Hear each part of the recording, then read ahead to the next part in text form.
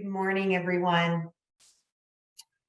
And thank you for joining us today for the Fall 2022 Virtual Forum, a partnership between the New Jersey Department of Children and Families and the Advocates for Children of New Jersey to engage our system partners in conversation about the important work happening throughout the system to support children and families in New Jersey. My name is Christine Norbert-Beyer, and I've been very privileged to serve as the Commissioner of the Department of Children and Families for the last 5 years. And in that time, we've been able to accomplish many positive things for children and families involved in our system.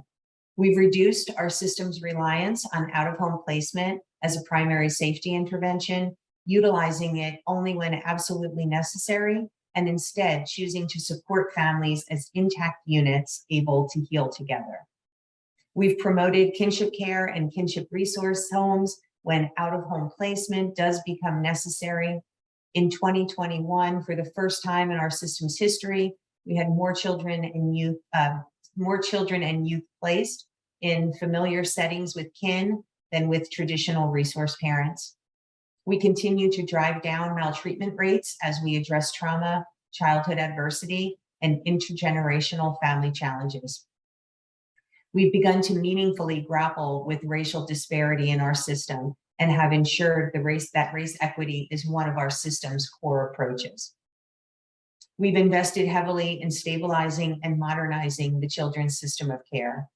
We've developed our upstream prevention service continuum anchored by the promise of universal newborn home visiting and a proposed reengineering of student services and supports in schools and in the community. We've developed new and compassionate ways to support the recovery of survivors of domestic violence and sexual violence from traditionally underserved communities and populations. And we responded to a global pandemic, ensuring that services and supports were always available to children and families who needed them in New Jersey, even when much of the world was transitioning to lockdowns and social distancing. All of this work has been possible through system partnership. DCF does not walk this path alone. We owe a debt of gratitude to our providers, child welfare and family well-being advocates, and traditional and non-traditional partners who have lifted us up along the way, who have shared our vision for New Jersey, and who have joined us on our transformation journey. So thank you to all of you who contributed to DCF's success over the years, and thank you for your ongoing partnership as we chart our system's future. Before we begin the formal presentations as part of today's virtual forum, I want to take an opportunity to recognize one truly inspiring partner and friend, Celia Zalkind of ACNJ, who will be retiring from her post at the end of the year. Celia, for your work for and dedication to the children of New Jersey over the course of your career are truly commendable.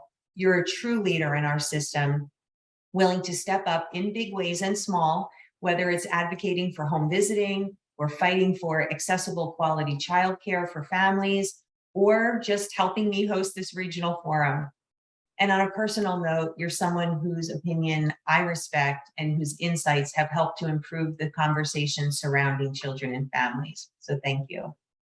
On behalf of the system you helped strengthen and the many families whose lives you helped improve during your career, thank you.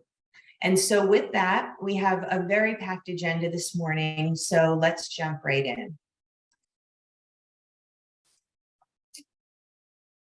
I'll be talking briefly about the work to update our DCF strategic plan, including updates around some of our strategic priorities and what's coming next as we plan for the next 3 years. After that, we'll have a discussion about the Early Childhood Initiative. The Office of Family Voice will share about 2 exciting topics: a peer-to-peer mentoring program, which has been advanced by the DCF Youth Council, and a proposal to transform child support collected by the Child Protection System that was advocated for by our Fatherhood Council and includes work by our Race Equity Steering Committee and from Deputy Chief of Staff Clarence Whitaker. If you've been paying attention to the news in New Jersey over the last couple of weeks, you may have heard about something that we are unveiling, the New Jersey Statewide Student Support Services, or NJ4S, a concept that DCF unveiled earlier this month. We'll talk to you a little bit about what that concept is intended to do and hopefully bust some of the myths that are being shared around this concept.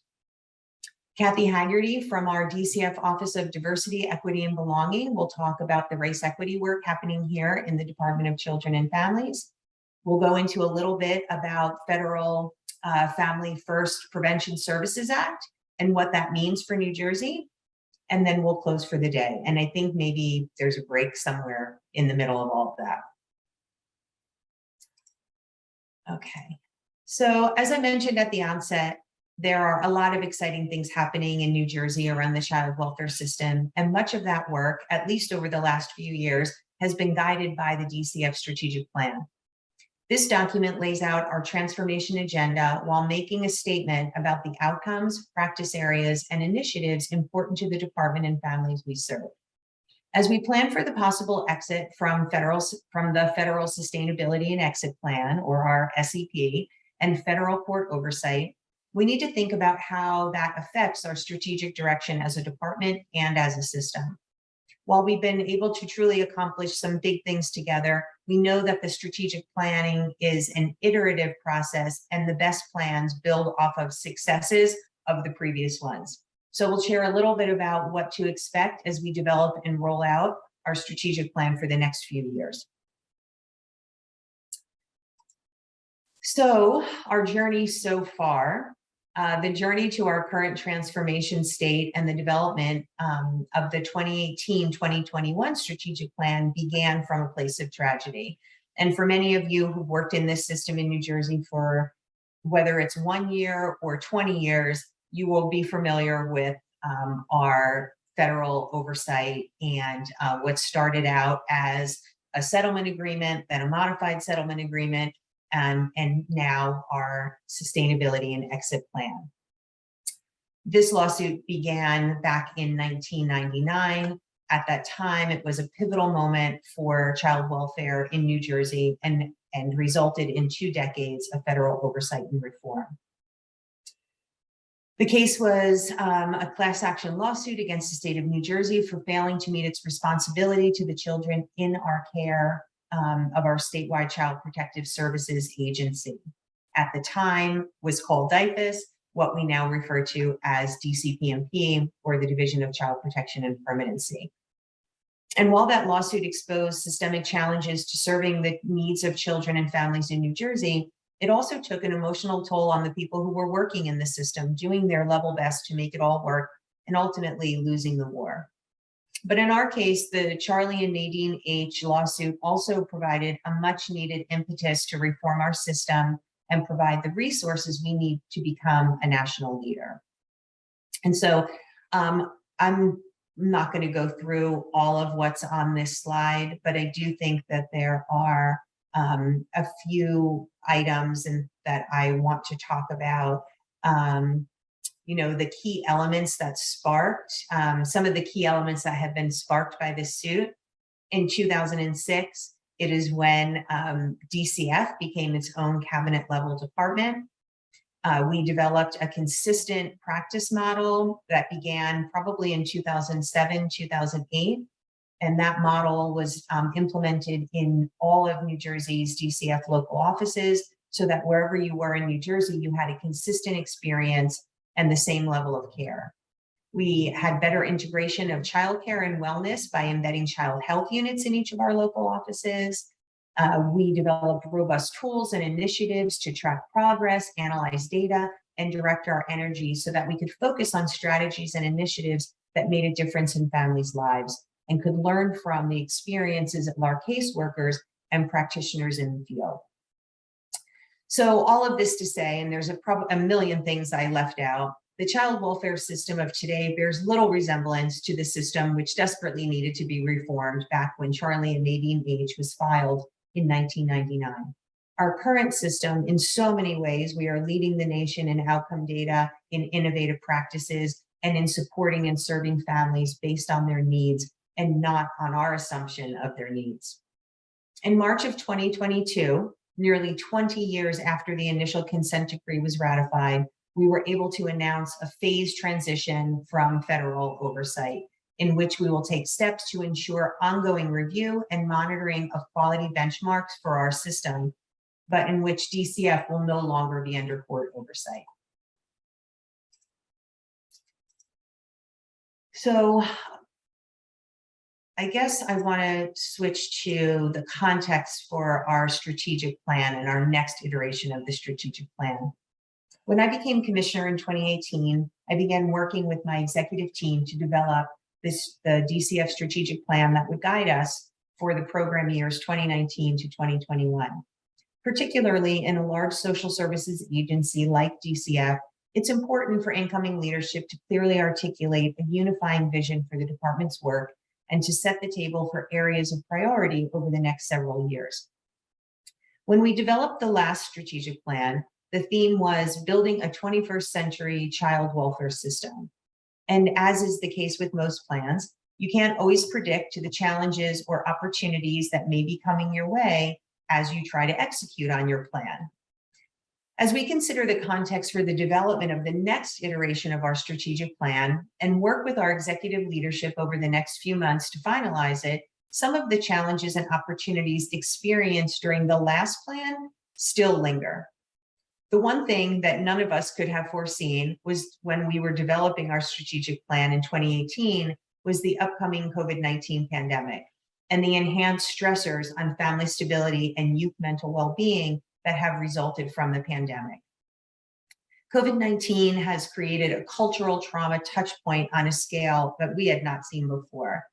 As a result, families who may not have been involved with our system prior are now in need of assistance. We've seen higher rates of anxiety, depression, and reported stress from youth and parents alike. And any child welfare effort moving forward has to reconcile with the collective psychic trauma unleashed by COVID-19. Possibly exacerbated by the pandemic, families have experienced financial, public health, and race equity stressors at a rate we haven't seen before in our system. As we develop our next strategic plan, we have to consider the many transformative projects already in the works in New Jersey and how we'll be able to build upon our past successes. We also have to look at the transforming federal landscape when planning for the future. All of this to say, the social service landscape and the needs of children and families in New Jersey are not what they were at the start of this administration, and our next strategic plan will reflect these changes. While the DCF executive team gets set to work on the next iteration of the strategic plan, we know that the plan will follow the basic structure of the current plan with one new addition. The way I think about the structure is as a pyramid, with the higher levels informing each of the levels as we move down the pyramid so that each area of our work is infused with and informed by layer or layers above it. We start off with our mission and vision statement, which is a clearly defined single message that all areas of our agency can connect to, that all New Jersey residents are safe, healthy, and connected. As we move down the pyramid, we land on organizational values, which are imbued in all areas of our work and represent those tangibles that we hold dear for the child welfare system. Next are the core approaches, which are a little more tactile than organizational values and speak to how our divisions and offices approach their respective assignments. As a reminder of our core approaches to the work in DCF are race equity, healing-centered practice, the protective factors framework, incorporating family voice, and building a culture of safety. Our transformational goals look to the future. How are we going to change the work in ways large and small in order to get better outcomes for people involved in our system? And these goals to date have been the primary prevention of maltreatment and maltreatment-related fatalities, preserving kinship connections, building staff health and wellness, and a fully integrated and inclusive children's system of care. And the newest addition to this structure, which we unveiled to our extended leadership team earlier this year, are our foundational programs. These are the areas and initiatives that families interact with that embody vision, values, core approaches, and transformational goals.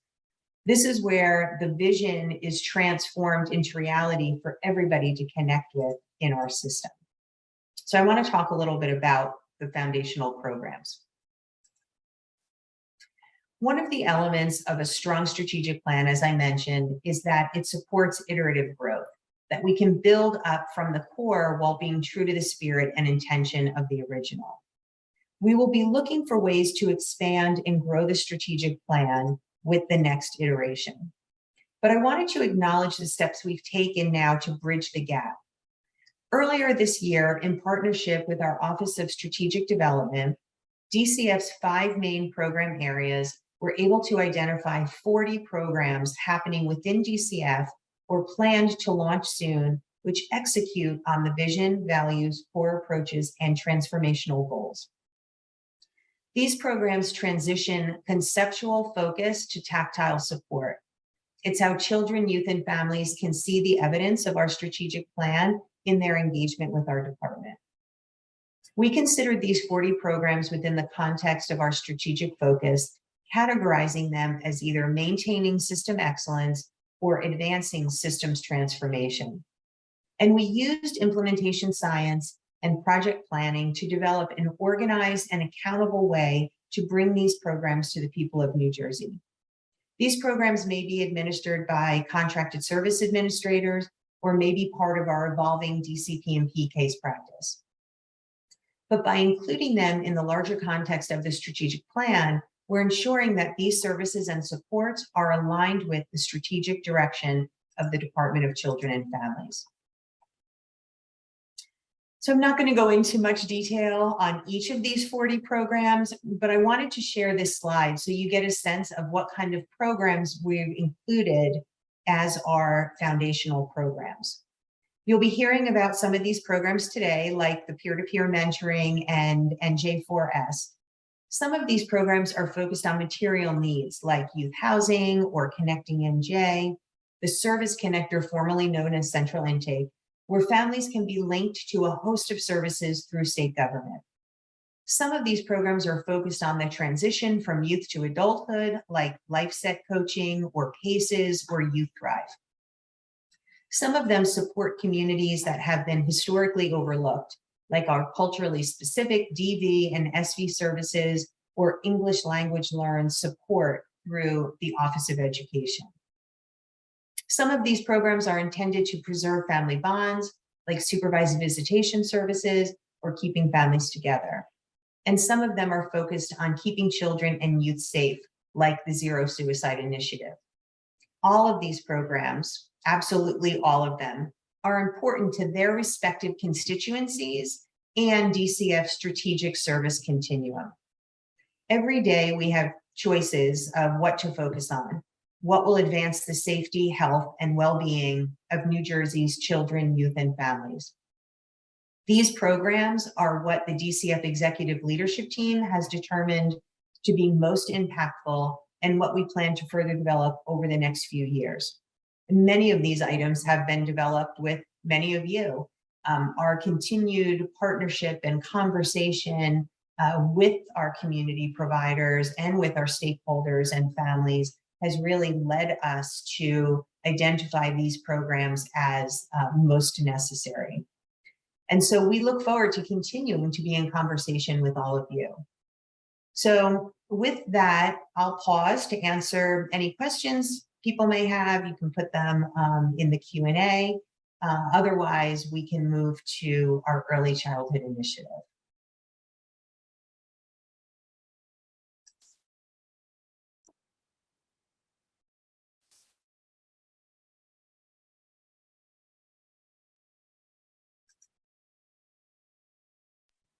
Great, thank you, everybody. Good morning. And I think there'll be an opportunity for further questions at the end of the forum. First, I'm Cecilia Zalkin, the head of Advocates for Children of New Jersey, at least from now till the end of December.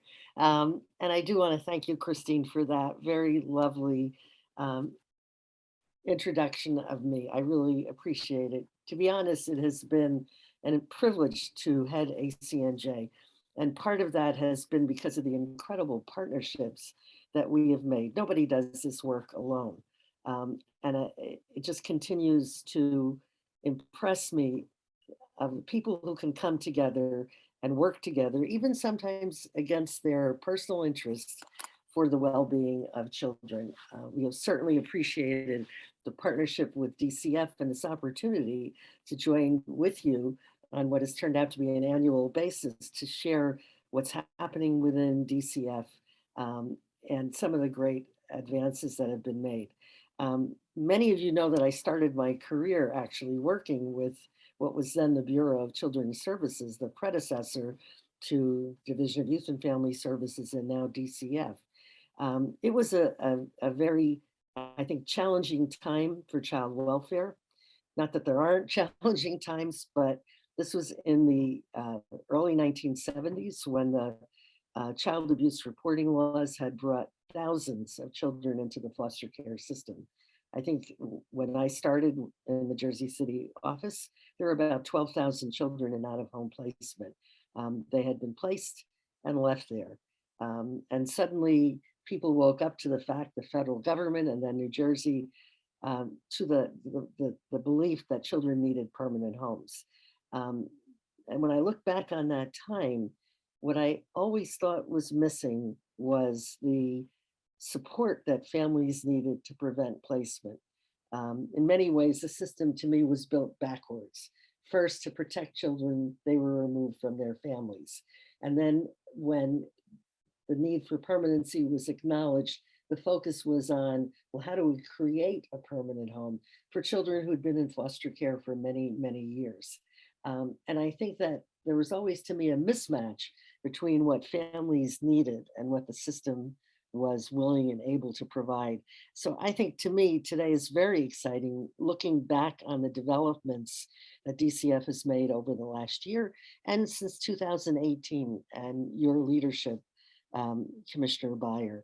I think, to me, what's most exciting is the focus on family support. I know that when we hosted the first forum with you, Commissioner, you made a bold statement about, and I think you used it as a verb, obsoleting foster care, which was shocking to many of us. But I think you've been on the pathway of not only a commitment to reducing foster care placement, which in fact would be easy if you just closed the door, but you did it with the acknowledgement that families needed to be supported so that children could be protected at home. It was an equity issue, it was a family relationship issue, and to me, what's happened over the last years actually, around creating that system of family support has been very exciting. And I think, for families who end up at the division's doorstep because they can't find services elsewhere, I think you've stepped up to address that need. What's particularly exciting is the focus on young children. This really aligns with ACNJ's Think Babies agenda and our Pritzker Children's Initiative, as well as the great work that's going on under the First Lady's leadership through Nurture NJ. This focus on the importance of the early years, prenatal to age 3, to healthy growth and development, both children and supporting their families. Very exciting time to focus on this intersection of early childhood services and child welfare services. And when I look at what DCF is leading, there are some incredible initiatives going on that bridge that gap and support families from the earliest stage. First, as you've referenced, the Universal Home Visiting Program. This was enacted into law by Governor Murphy in June of 2020, making New Jersey the second state in the country to provide a universal home visit to anyone giving birth, adopting a child, or having a stillborn in New Jersey. I think the division is in the midst of implementing what is going to be a very challenging program. It's based on the Family Connects model, but I think the planning has just demonstrated what a life change this could be for families and also for how services are provided. Connecting NJ, which you alluded to, Commissioner. This has transformed what used to be central intake that linked at-risk families to home visiting services, now as more of a portal or a family hub for families seeking services. To me, it removes the stigma that was often attached to central intake, and it's very exciting. It's supported by community alignment workers that were included in this year's budget to help identify and engage those services that families need. You know, as one thing we've certainly learned is that families certainly don't think in silos. They don't look at services in that way. They look at what they need for their children. And to create that kind of hub that looks as a place to bring those services together is exciting. The division has made enormous progress in the X grant, the Early Childhood Coordinating System grant, which is looking at aligning health services with family support services. The Safe Babies Court Team, which is being piloted in Essex, Hudson, and Passaic counties. This is an initiative by initially developed by 0 to 3, the national organization, to help create understanding of what the needs of young children and their families are in the family court when children are involved and are at the brink of placement. What's excited about how this program is being implemented in New Jersey is using the CASA volunteers in each of these counties to work with families to prevent placement. That is new, it's innovative, provides linkages to mental health services, to parent education. And again, it's another indication of family support at this critical age. And if you look at who is still coming into placement, despite the great efforts that have been made to reduce foster care placement, it's young children under age 5. So focusing on this age group with something like Safe Babies is very exciting. And we certainly have been very excited about the Children's System of Care expanding services to children under the age of 5, starting with training staff and providers on the special needs of young children and their families, the relational help needs. So I think all of this is exciting, and the intersection of child welfare and early childhood services, I think, starts support to families at a very critical time. And it also helps position New Jersey to build a stronger system to support families right from the start by making connections to other issues that impact on families, by considering the impact from the point of view of those most affected, the parents. And I think DCF and ACNJ as well has made an intentional commitment to engaging families, not just to inform services or inform advocacy, but to help lead that. And I think you'll hear more about that today. And also coordinating services across state departments and community agencies. These are such promising developments to continue the transformation of child protection services and to support families with young children. Speaking for ACNJ, we are continuing in our agenda to support the healthy growth and development of children prenatal to age 3. And I will quote the First Lady when she articulates the goal of Nurture NJ to make New Jersey the safest place to have a baby and raise a family. When I look ahead at our agenda, we are continuing to develop more childcare options for infants and toddlers. We had a big success this year when the governor signed Thriving by 3, an initiative to develop more childcare options for infants and toddlers. Not only was it signed into law very shortly after Senator Ruiz introduced it in April, but it was included with a $28 million appropriation in this year's budget. Now we need to look to make sure it's implemented. There's a growing focus on supporting infant mental health or early relational health. There's a hearing this week in the Assembly Women and Children Committee to look at what does infant mental health mean, what are the services, and they'll hear about programs such as Healthy Steps, which is being piloted also in New Jersey as a way to support families much earlier on. And also ensuring that families have access to basic needs. One of the issues that our Maternal and Health Committee has looked at has been how do we increase enrollment in WIC, which is a very important nutritional program for pregnant women and young children. All of this policy success, I think, and this opportunity really positions New Jersey in an incredible place to build a better system for children and families. And I'm looking forward to this continued partnership with DCF, with community agencies, and especially with parents. And I want to close by saying I am thrilled that Mary Coogan, who's currently our vice president, will become ACNJ CEO in January. I really cannot think of a better leader to head ACNJ. Her work in child welfare has just been amazing, and I think part of the reason for our great partnership with DCF. And I'm excited both for ACNJ and for Mary as she charts the future course of the agency. So thank you for this great partnership and for this last opportunity to share my thoughts.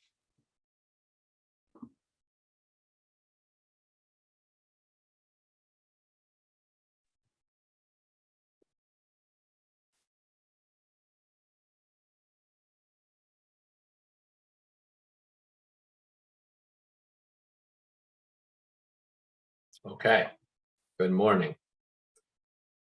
Thank you for joining us. I'm just giving my team a couple seconds to turn on their cameras. I'm Blake Connor, covering director for the Office of Family Voice, and I'm joined today by Daniela Guarda, assistant director of the Office of Family Preservation and Reunification, as well as Jordan Ivy and Jaden Feliz. There they are. Awesome. Jordan and Jaden are two DCF Youth Council members, and I'm lucky I get to work with DCF Youth Council members every day. You know, the Youth Council has done a lot of amazing accomplishments, and today we are here to highlight the peer-to-peer program, Enlightenment, that's rolling out very soon. So a peer-to-peer program, a mentoring program, was first imagined by the Youth Council members way back in the beginning of 2020. And since that time, Youth Council members have been involved in every step along the way. And now the program is rolling out, and Enlightenment, which was named by the Youth Council members, is a peer-to-peer mentoring program. The mentors have lived experience. It's going to roll out in 9 counties in New Jersey with 3 providers, one located in the north, one located in central, and one located in South Jersey. The program is designed for youth that are age 14 to 21 who are entering out-of-home placement or have not been in out-of-home placement for all that long. It's a really phenomenal program. We're getting to see it come to fruition. Just yesterday, the supervisor training session began, and it was really cool to see how excited everybody was in that room as that training began. I think the right people are certainly at the table. It's going to be a great program, and you're going to be hearing more about it soon. I think the most exciting thing from my perspective is that some of the Youth Council members have actually accepted positions as Youth Council navigators and are about to begin as mentors. 2 of the new Enlightenment navigators are Jordan and Jaden, who are here today. So in just a moment, in the next slide, I'm going to talk about the Office of Family Voice and the Youth Council and how it came to be. And then Jordan is going to discuss his experience as a Youth Council member and talk about the peer-to-peer co-design process. You're going to see all of the different steps that it took to design this program from the beginning back in January of 2020 and continues today. And Jordan's going to talk more about each of those experiences. So then after Jordan, Danielle is going to lay out the foundation for the design, how it was designed really in a new way, you know, with a participatory process that included Youth Council members at every step. And then finally, Jaden's going to talk about some of the other accomplishments of the Youth Council, including, you know, just great news from yesterday about the Sibling Bill of Rights. All right, so next slide, please. All right, so the Office of Family Voice really began when Commissioner Beyer came to the state of New Jersey as commissioner. Over her first year, she did a listening tour where she talked to families, she talked to youth, she talked to foster parents, kinship parents, people that are involved with the child welfare system. And she heard, I think, what many people have been saying for a long time. There has been no real voice within DCF. So by the end of her first year in office, she created our Office of Family Voice. And you see the mission here. Office of Family Voice uses innovative approaches to organize and elevate the voice of constituents, ensuring that policy, operations, and practice throughout the Department of Children and Family are infused with the voices of those who have lived experience. The piece I always like to talk about here or point out is that word infused. What that means is a co-design. What that means is that the youth and families are there at the beginning, the middle, and the end, and every step along the way. And that's really what is new here. And that's what you're going to hear with the work of the peer-to-peer program, Enlightenment, the other work of the Youth Council. And later on today, I get the opportunity to also talk about some of the work of the fathers with lived experience. So just briefly, the DCF Youth Council was an idea that we worked on for months and months, where we went around the state talking to other youth about what they would want in a youth council, who they would want to be there, how often they would want to meet, what they would want to talk about, right? And it kicked off in January of 2020 with about 24 members, and it continues today. And Jordan, in just a second, will talk about his experience and all that goes into it. And it is some phenomenal work that has only increased really with COVID and the virtual experience that allows us to gather with the youth and hear from them and work with them even more than we even anticipated back in 2019. The Fathers with Lived Experience, just to touch on them briefly, is a group of fathers who have lived experience with DCP&P who come together, much like the DCF Youth Council, to talk about their experience and what should be changed within the state of New Jersey Department of Children and Families. And they also have opportunities to even talk to other agencies. So without further ado, I'll ask you to go to the next slide, and Jordan, please take it from there. Thanks, Blake. Good morning, everyone. I hope everyone's doing fine, doing well. My name is Jordan Ivy. A little bit about myself. I'm from North New Jersey. I've been a part of DCF since the age of 9. I'm currently 23 years old, and I'm a college graduate from William Patterson University. And I'm also a part of the DCF Youth Council. Now, what is the DCF Youth Council? So the Youth Council consists of 20 members. Age ranges from 16 to 23. That age is really flexible. Our youngest member was 15 when he joined. And what we do is we work on policy and practices that we would like to change inside DCF, and also empower youth. I think empowering youth is really important. It teaches youth to advocate for themselves and to speak up. We do have monthly meetings, and every other month we meet with Commissioner Byer. There's 3 different subcommittees. They all do amazing work. There's the Sibling and Advocacy Subcommittee, which is the committee that I'm a part of. There's also the Resource and Kin and the Aging Out. Next slide. Okay.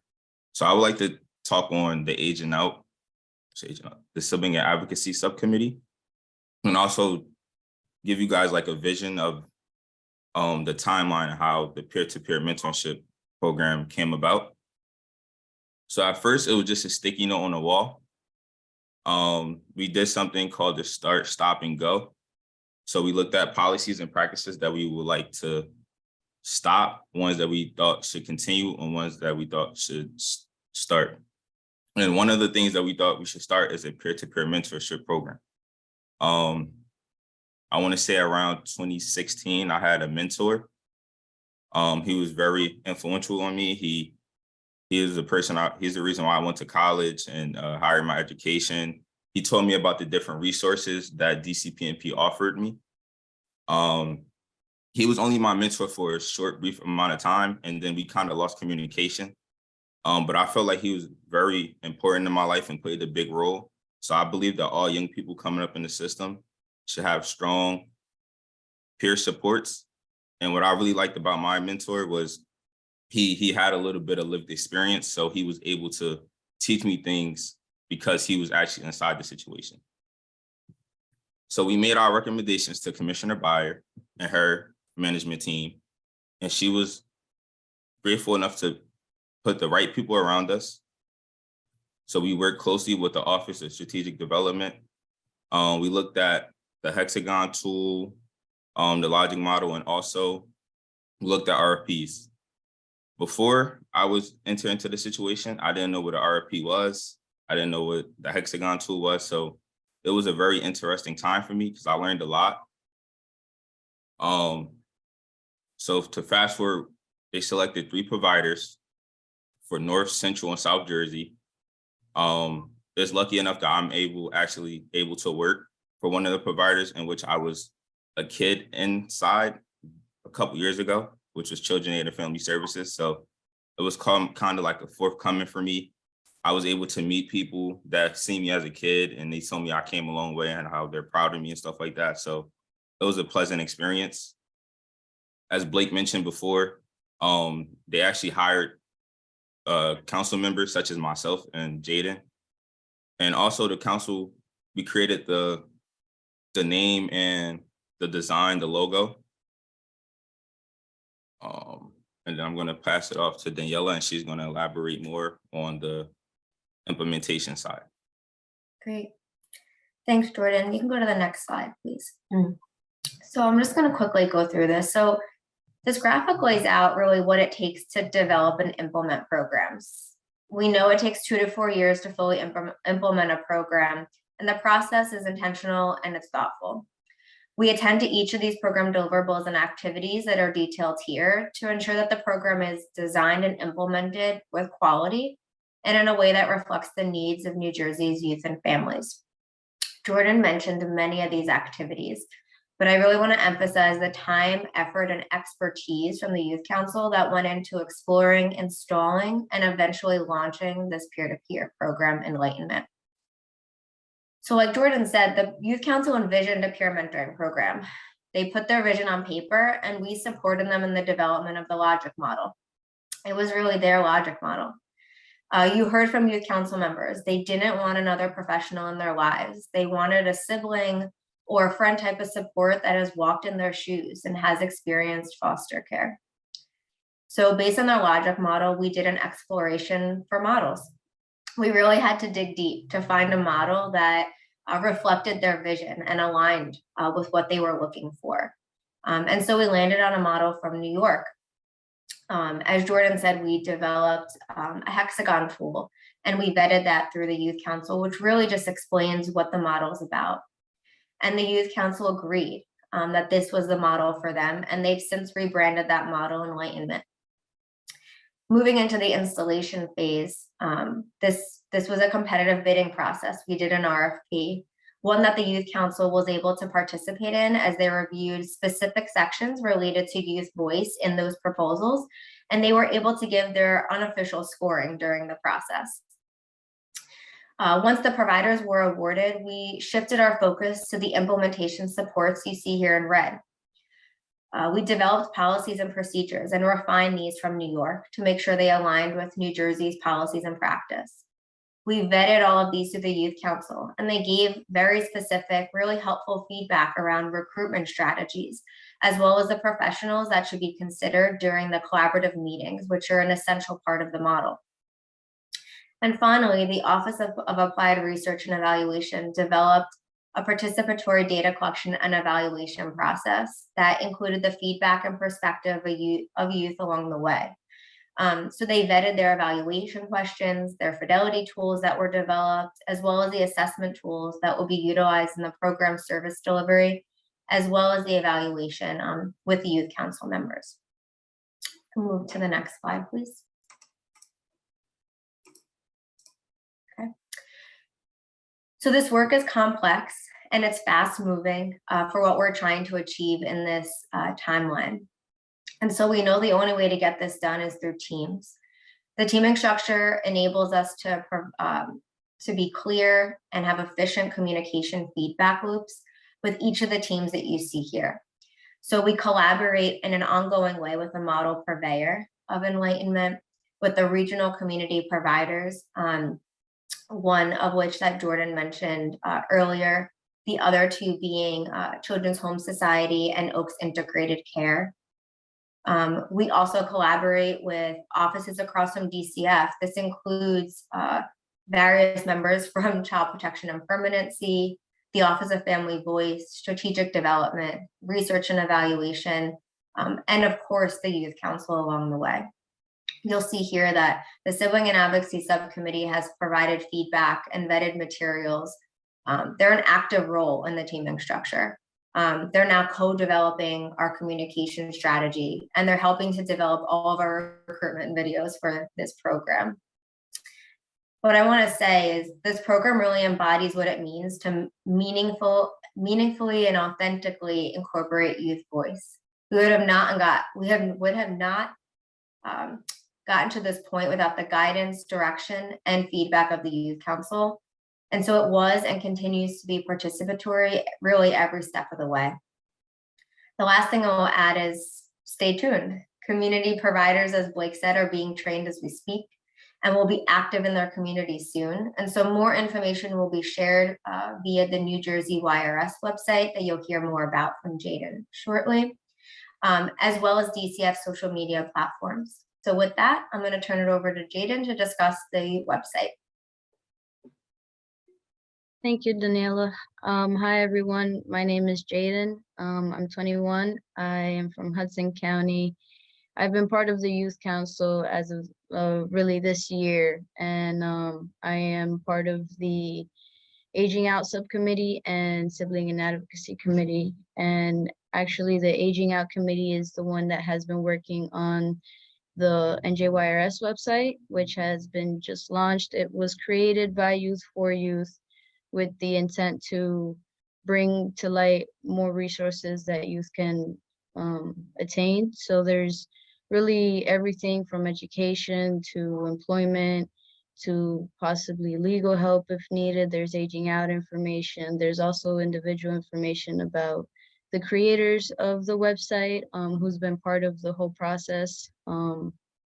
There's a lot of valuable information out there. We've been working on getting flyers to the proper locations like schools and counselors so that youth can become aware of the website. And we've also been learning about data analytics, which has been very interesting for me because I've never really built a website or anything like that. So it's been a very great experience to be a part of it and making this. The next slide, please. The other great subcommittee that is in the Youth Council is the Sibling and Advocacy Committee. And that one has played a big role in peer-to-peer enlightenment, from working on the RFP, like mentioned, and the logo along with the name. It's already been formed from this close-knit subcommittee. Also, we had the Bill of Rights, which we're trying to get passed. It's almost there. We just got news yesterday that it made it through the assembly. So this bill is actually to protect siblings in the system from being separated, and if that does need to happen, that they remain in some sort of contact, whether that's video calls or some type of visits every weekend. So that's really what that bill emphasizes, and we're just hoping that that gets through, which most likely, hopefully will be. So those are the two main things that these subcommittees have been working on. Next slide, please. The other great things that you don't have to be a part of the subcommittee, but this Youth Council does also offers a lot of trainings and involvement with DCF, such as like PSAs and focus groups. I know me personally, I was part of the suicide awareness video that DCF recently made. I was just an extra, but I definitely did enjoy being with the film crew. Got a little bit of a tan. We were outside all day, but it was definitely fun in the sense of being together with everyone with the same purpose. And it also felt nice to be doing something that was going to bring awareness out. So that's one of the great things that they do. I know we also had the Nurtured Heart training for all navigators. That was very informative. It was something that I think definitely, even for anyone to just be a part of, it was definitely great. But yeah, that's all I have. Thank you, Jaden and Jordan and Daniela. Excellent job as always, guys. Yeah, so we hope to be back soon with photos or from, of the youth council with the governor signing a sibling bill of rights. And we really hope that you will check out the NJYRS website, where very soon you'll see a lot of information about the peer-to-peer program.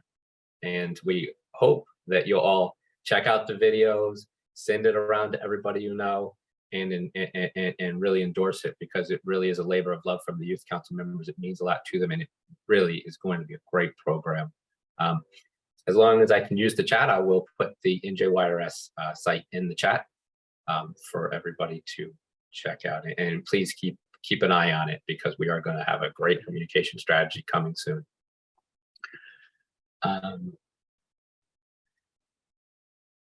And finally, you know what else I'll do? It was really cool to see Jaden briefly. You got it, blink and you'll miss it, but briefly in that PSA for youth suicide, and it is an important video. So I'll also look or ask the folks from communications to add a link to that video in the chat as well, because that is an important video that I hope you'll send around to the other folks. All right, thank you all.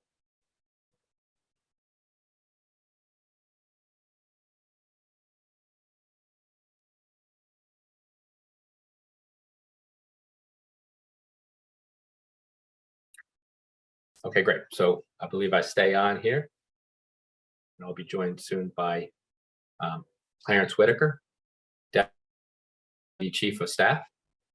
There he is. All right. Thank you all. So once again, I get to talk about some amazing work that is happening, thanks in part to the commitment of the Department of Children and Families to hearing from people with lived experience. In this case, it's the Fathers with Lived Experience Subcommittee. And that is a group of fathers who have been coming together since 2019 and meeting with our office and thinking about ways in which to change their experience that they've had with DCPMP. And although we just talked about the youth, and it is two councils that sound maybe similar, it's two very different groups that are intentionally created and run and thought through in very different ways. Fathers that we've talked to are generally coming from an experience of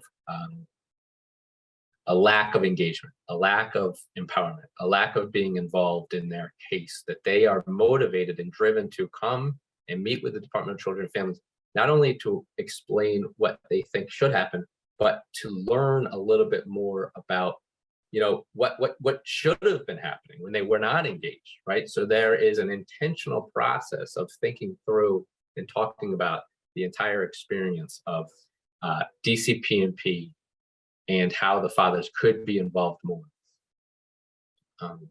So next slide, we'll show that a little.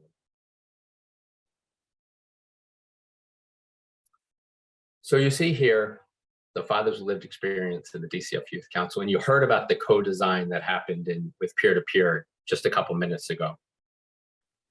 With the Fathers with Lived Experience, like I said, it's a group of fathers who come together every month, nowadays virtually, that have expanded thanks to the work of Kareem Lovelace, who leads that fathers group throughout the state of New Jersey. And there is an intentional process where we talk to them and hear about their experience and think through what could have been or what should have been, and then link them with offices or agencies within DCF or even external to DCF to talk about changes that need to be implemented. They have a lot of work underway, a lot of thoughts on systems that can change. They've met with leadership and CPMP and legal and They've had an opportunity to talk to policy, where we sat through and just read about the policy that exists online, and then how it could be changed for the better to really improve and enforce engagement with fathers. But I would say from the beginning, some of the fathers talked about child support. And just to be clear for this conversation, when we talk about child support, you may be thinking of child support between a father and a mother. And the money goes from maybe one party to the other party to pay for the support of the child. In this case, just to be clear, that is not what we're talking about. In this case, we are talking about when children come into placement, both parents can and often are put on child support, and that money goes to the state of New Jersey, right? The fathers began talking about how challenging it was to work towards goals of reunification, to work towards finding a new apartment, right? If they maybe were not even with they may not have been caring for the children in the first place when they were removed perhaps from the mom, and are now trying to find an apartment that's big enough for 2 children, and are being asked to pay child support, or sometimes even put in jail for not paying child support, while they're asked to do substance abuse evaluations, while they may be asked to take time out of work to do services, right? And hearing from them their frustration was really for me mind-blowing, because I have to admit that I did not appreciate the additional challenges that exist with this child support. So the fathers recommended this to the commissioner, and what she said was, not only should you do this, we're already looking into ways in which this should be done. And she then teamed us up with Clarence Whittaker, and he'll talk soon about the entire team that's working on changing the way in which child support is works in the state of New Jersey when children come into placement. So one piece I want to do, because it matters so much, is just show you this video of 2 fathers from our group talking about the impact of child support on their own lives.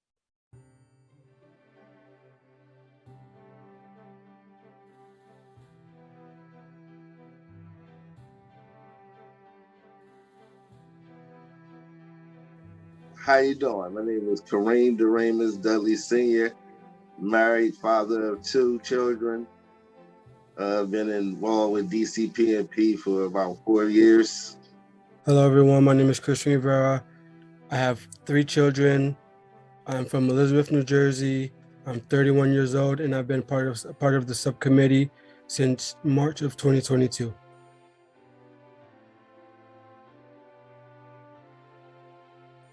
I do live at home with 2 kids that I do take care of, and I have 1 in the system. And it's hard because it's taking away from the 2 kids that I have at home that I'm raising. It takes food out their mouth. My, I guess, court orders is that I had to have stable housing. So it was a detriment to me, because I basically have to pay them, I guess it comes out to $225 a week out of $300, or I walk away with $85. I was put on child support unknowingly, and I've been locked up due to child support, and they take my taxes, and I get bench warrants. It's just like I can't live the life that I want to live, or give my kids the life that they want, because I'm on child support and the state's taking my money. It's very unfair, and I feel like we need more chances. I'm not angry, I'm just passionate about my children, because they're the most precious possession I have in this world.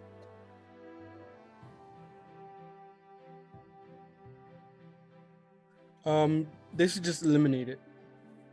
like all together. Mhm. Like I feel like if they don't eliminate it, like people like are still gonna be struggling and trying to do the right thing by their child, and them being on child support because the state has custody of them is not fair. Sure. Good morning, everyone. My name is Clarence Whitaker, and as Blake indicated, I have been part of a team working to address this issue of child support that parents of youth who are in foster care are being asked to pay, and they're not even being asked, they're being ordered to pay by court order. First of all, let me acknowledge the work of the entire team of individuals at DCF who are working on this issue. It's a very, very diverse group. We have the director of the Office of Diversity, Equity, and Inclusion and Belonging. We have the director of Legal Affairs, formerly the director of Legal Affairs was part of this group. We have our our chief fiscal officer is a part of this group, as is the Office of Family Voice, Blake, and his colleague Kareem. So it's really, really a diverse group. And we've really made a lot of progress in a relatively short period of time. So unfortunately, the video did not work as we see, but if you had seen the video, it's a video of two fathers who, have been involved with the system. Their children were in placement. And unfortunately, again, it wouldn't play, but had you seen it, you would have seen the fathers express the challenges that they've had in trying to both prepare for reunification with their children, while at the same time having to pay a child support obligation to the state of New Jersey. Again, not money that's going to the custodial parent, but money that's going to the state of New Jersey. And some of the money also goes to the federal government to reimburse the government for cost of maintenance care that these children are receiving while in foster care.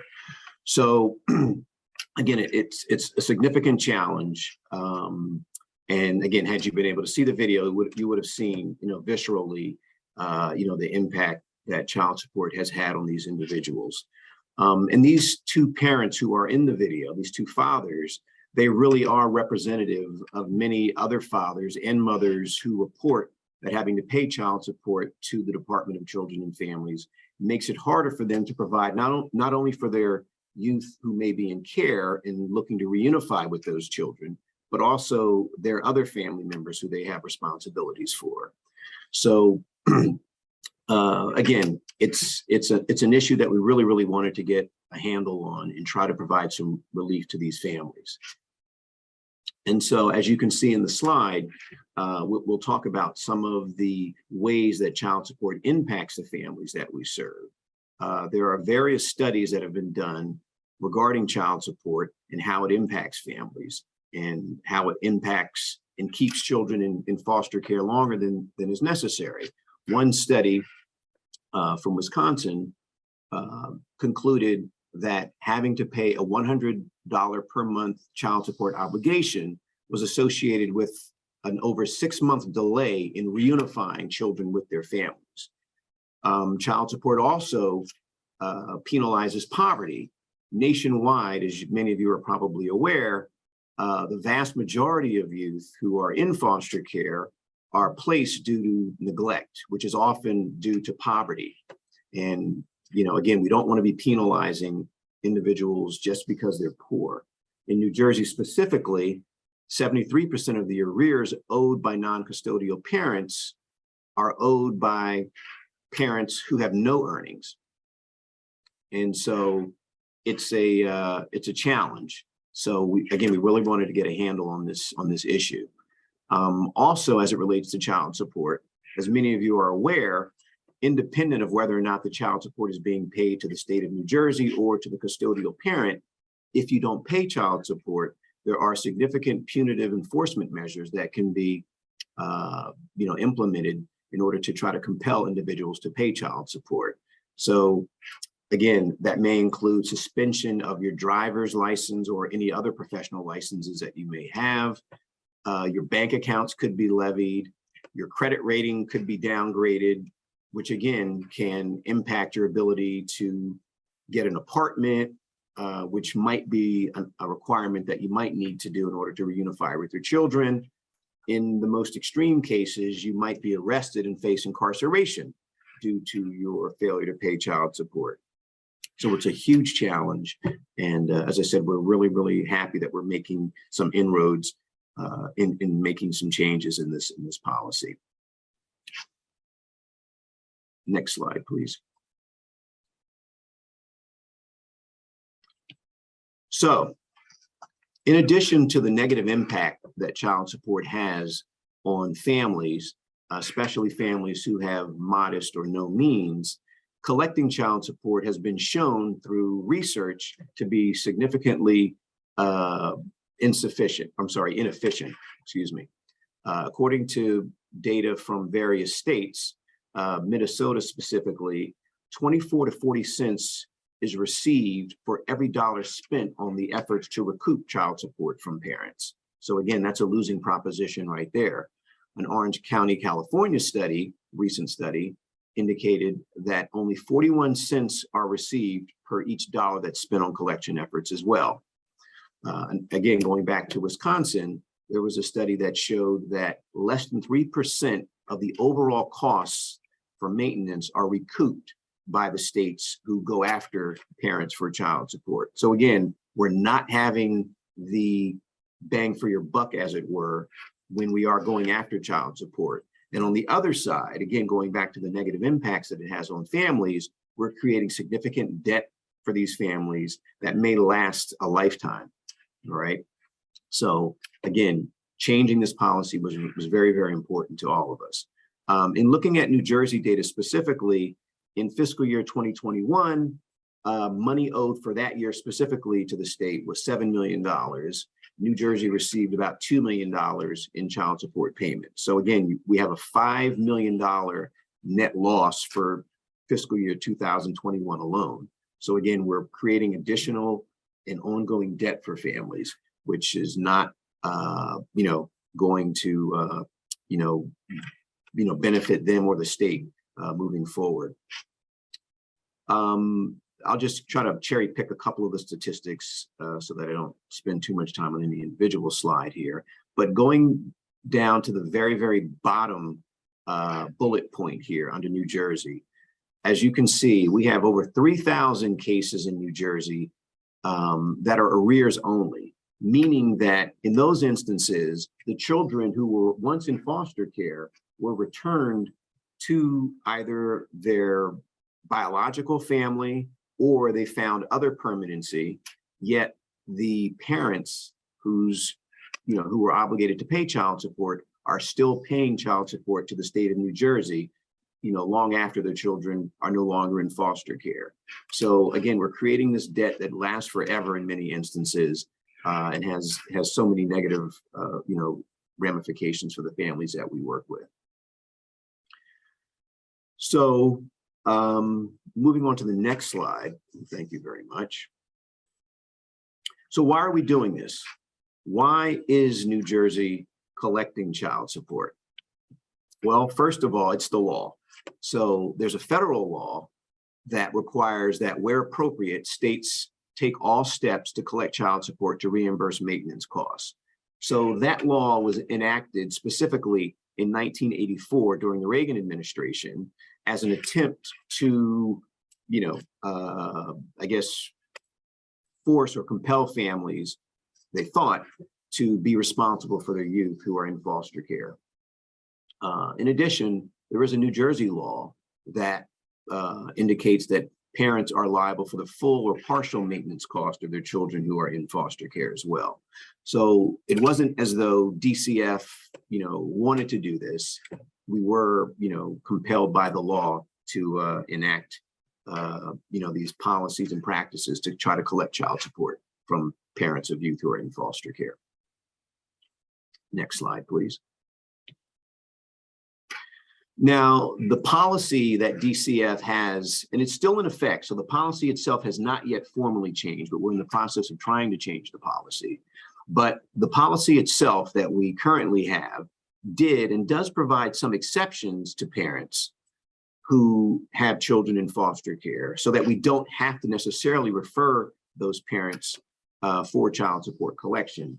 However, those exceptions are not well defined and they prove very, very difficult in actual practice for DCF caseworkers and other staff members. So by and large, pretty much everyone was referred for a child support order. Whether or not they ultimately had one implemented is another story, but at least most people were referred for a child support order.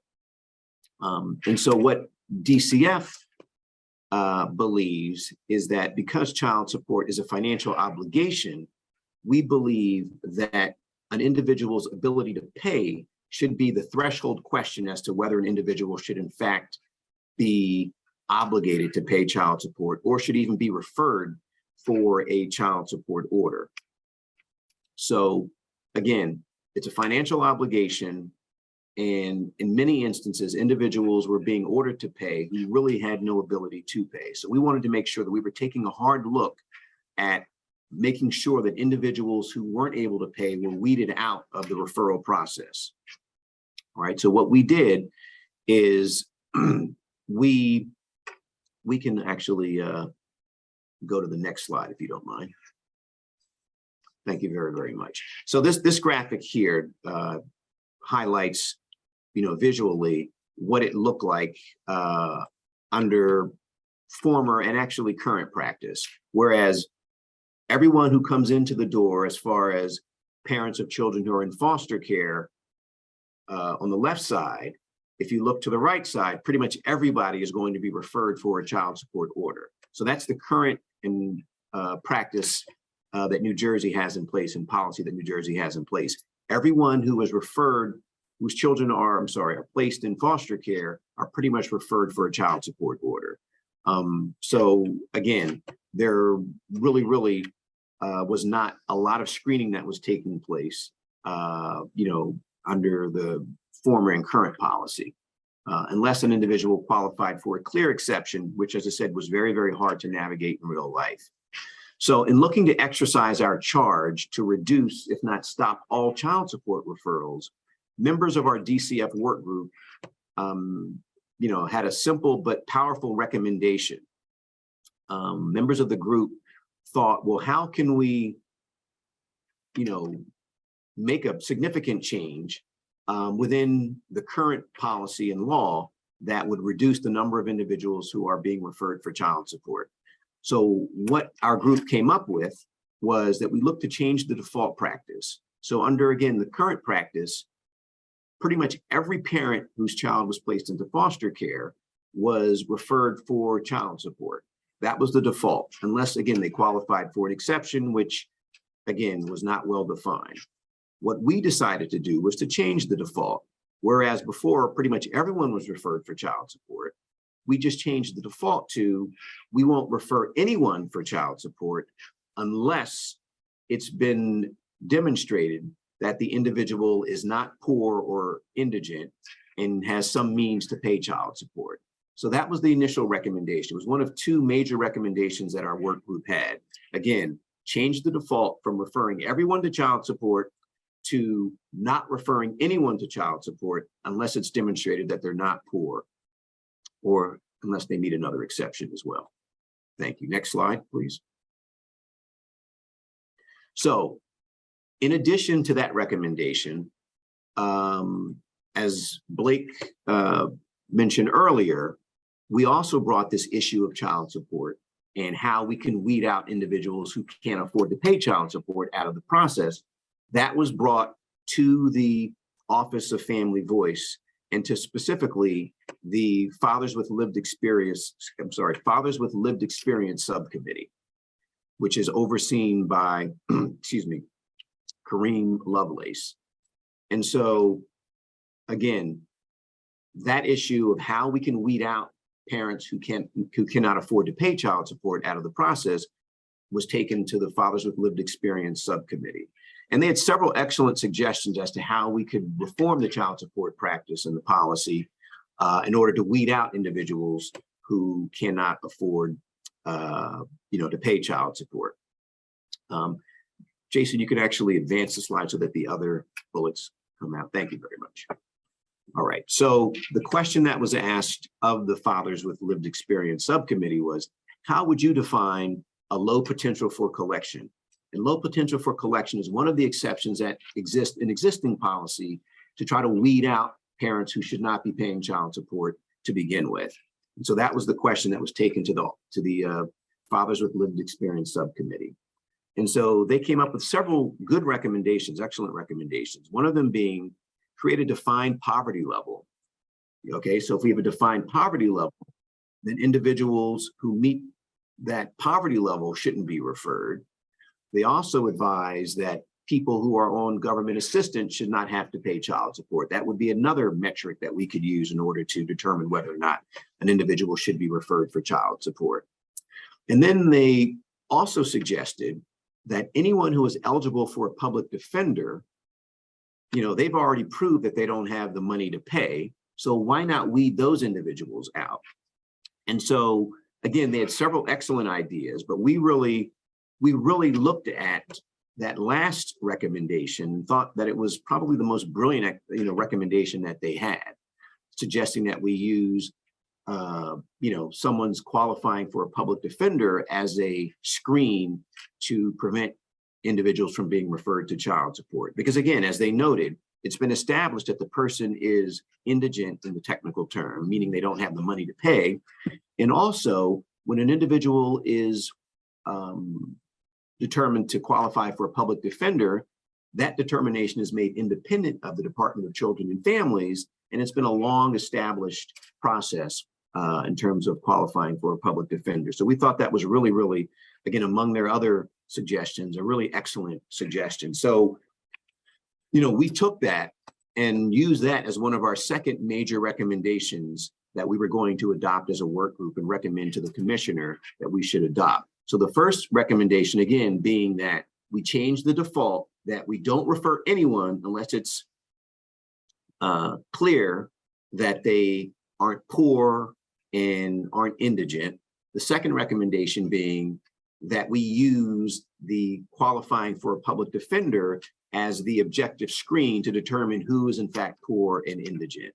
So with those two recommendations, we were going to advocate for changes. Now, keep in mind, the federal law had not changed at that point, and the state law, has still not changed. However, we thought that it was so important to try to weed out parents who can't afford to pay child support from the system that we were going to advocate strongly to implement those two recommendations. Again, changing the default to not referring anyone unless they clearly can pay child support, and then using the public defender qualification as the screen, the objective screen. And so again, as I said, the federal law had not changed at that point, and the state law still has not changed. However, something pretty amazing happened after we brought this issue to the Fathers with Lived Experience Subcommittee. And I have to say, again, some background on this issue, and you can advance the slide, Jason, thank you very much. And so what happened is the federal government actually revised its policy during the time that our subcommittee was working on this child support issue. Now, again, in terms of background, I have to say that we had had some communication with some of the thought leaders who are working with and consulting with the federal government, the Administration for Children and Families at the Health and Human Services at the federal level. We had some conversations with them about what we were doing in New Jersey. And so they gave us a heads up that the federal government was looking to perhaps change or tweak the policy. However, it's pretty amazing the extent to which the policy was changed. So we'd been given a heads up, as I said, that things were changing. But as you can see on the screen, the policy change, in fact, came to be that the federal government determined that it's almost never the case that securing the rights to child support is in the best interest of a child who's in Title IV foster care. So again, the federal government made a finding that it's almost never the case that securing the rights to child support is in the best interest of a child who's in Title IV foster care. That's pretty powerful. Again, and that's really a game changer.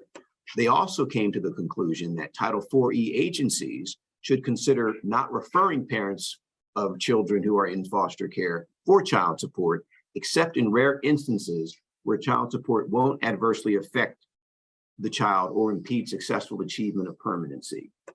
And it's not on this graphic, but again, the federal government also concluded that it's almost, again, never the case that they expect an agency to actually refer a parent to child support for child support. So, as I said, we had some idea that the federal policy was going to be changing at some point. But again, after we had some conversations with some of the thought leaders who were, again, in communication with the Administration for Children and Families at the federal level, and we let them know what we were doing in New Jersey, not to say that we impacted the ultimate decision, but it sounds as though, again, the federal government did ultimately go further than they had intended to go, as far as we were advised. So we were pretty excited about that. So simply put, the new federal policy really makes it a lot easier for us at the state level to implement the changes that we had wanted to make with respect to child support. So it's pretty exciting for all of us. Next slide, please. So whereas, as you saw on the former slide, whereas pretty much everybody who was on the left side of the door, and that's the left side again is parents of children who are placed into foster care. Those people are still there. Again, we're trying to reduce that as a department as well. We've made some significant progress in the years, as was referenced earlier, in reducing the number of children who are in placement. So that number has gone down. It's really gone down significantly. But looking at the right side of the individuals who are referred for child support, that number or that graphic indicates, again, that we're pretty much at zero. And that's our goal, is to get that number as close to zero as possible. Because again, referring parents for child support, does not benefit the children. It only makes things harder for families to reunify.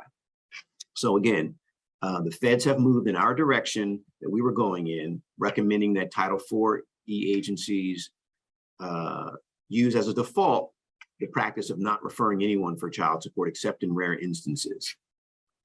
And so, again, we really expect this to have a huge impact. And so we're very excited about it. And so in anticipation of New Jersey's and DCF's formal adoption of this new policy change, we did suspend referrals for new child support as of the 12th of July, with the anticipation that we will get formal governor's office approval for the changes that we want to make. So we're very excited about the direction that we're moving in. Next slide, please. And you can go all the way to the next step slide, please. Thank you. All right. So as I indicated, we do have to have approval of the governor's office before we're going to be able to formally implement the changes that we want to make. As you can appreciate, there are budget implications to the changes that we're looking to make. Generally, the state intakes between $5 and $8 million a year in child support from families. And so while not a major portion of the DCF budget, it's still, relatively, speaking, an amount that will have some impact. Again, not major, but in any event, we are looking to get governor's approval for all the changes that we're looking to make. And in terms of all the changes that we're actually looking to make, in addition to the policy change that we're looking to make, and again, the policy really, in its most basic terms, is no longer referring parents for child support. That's really what the federal government is recommending, that we no longer refer parents for child support. As it relates to existing child support orders that are already in place, the federal government didn't necessarily go as far as DCF really wants to go in this space. So the federal government advised that states, at a 6-month interval, when a case comes up for review, then you look to see if the existing child support order should continue or if it should be vacated. Well, what New Jersey would like to do is to provide relief to all families as quickly as possible. So our goal is to eliminate child support obligations across the board for all families. And if we can do that, simultaneously, that would be the best for everyone. So you don't have some families who are still paying, other families who are not paying. It would create a mess and would not be really fair to everyone. So what we're looking to do is to eliminate child support obligations, as well as the arrearages and the related judgments for everyone all at once. That, as you can appreciate, will take some coordination with some of our agency partners here within state government at DFD, the AOC, the Attorney General's office, but we're in communication with them, and we do have a plan to try to, again, implement all of the changes that we're looking to make as quickly as possible. Not as quickly as anyone would like. We'd like to have done it yesterday, but again, when you're trying to coordinate across various departments, it's going to take some time. So again, we're trying to get all of our ducks in a row so we can really provide relief to the families who really need it, who are really struggling with this child support. We're excited about the prospect of being able to remove this significant financial burden that really negatively impacts the families and the children that we're serving. So that's basically it. What I would just add is that beyond child support relief, we're also looking at ways we might be able to provide some other relief to youth with respect to perhaps Social Security benefits. We're taking a hard look at that as well and hoping to make some changes there as well. So that's basically it. I appreciate everyone's time and attention, and I look forward to any questions anyone may have about the changes that we're making with respect to child support moving forward. But again, credit to the work group that we have here at DCF, as well as our other system partners, as well as the commissioner who really made this a priority for the department. So thank you very much. And thanks, Clarence. Well said. Good morning, everyone. I'm Sandy Starr. I'm the Assistant Commissioner with the Division of Family and Community Partnerships. And I'm very excited to be with you this morning to share our plans for the creation of the New Jersey Statewide Student Support Services Network, also known as NJ4S. Next slide, please. So, as many of you are very aware, there is a youth mental health crisis in New Jersey and across the country. The CDC recently issued a report showing that nearly 1 in 4 young adults in the US has been treated for mental health during the pandemic. And in New Jersey, we know that the lasting trauma caused by COVID has created some deep scars on our state's collective psyche. The United States Surgeon General recently issued a report, Protecting Youth Mental Health, which highlights how the pandemic has altered the world that the children and youth knew before. The report illustrates how COVID-19 increased isolation, altered access to services, and the needed supports that help families thrive, and how direct impacts of sickness created long-term symptoms or caused the loss of loved ones, all of which had profoundly impacted youth mental health, mental wellness, and development. And this is reflected in its evidence in the increase in demand for CSOC services. Next slide, please.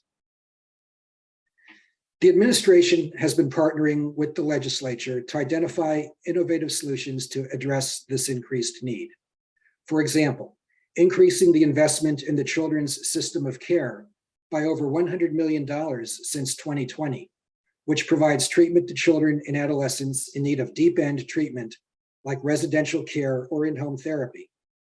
Through this investment, we have been able to increase rates for individual behavioral and developmental health services offered through CSOC, on average 43%, achieving parity with the adult system. Also, increasing the investment in the New Jersey Pediatric Psychiatric Collaborative, significantly enhancing the availability of psychiatric support in primary care pediatric offices.